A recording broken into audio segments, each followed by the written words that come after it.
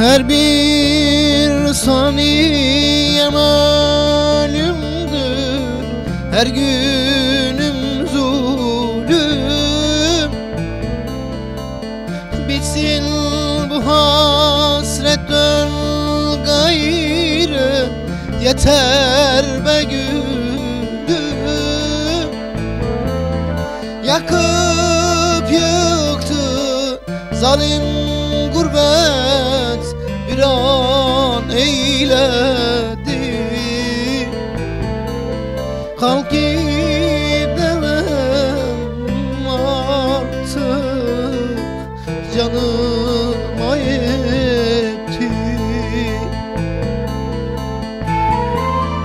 Hasretimin gözyaşımın bedelidir Diyarbakır.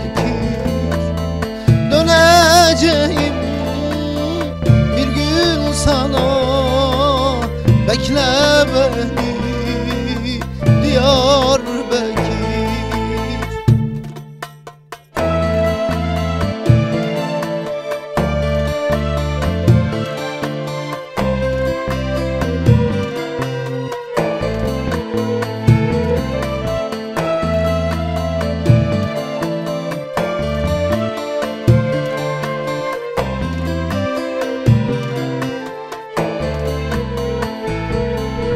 Tükendi bitti dermanım, halım kalmadı.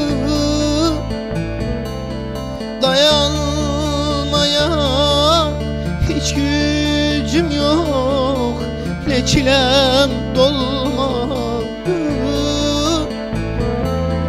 Yakıp yıktı zalim gurbet, bir an eyledi.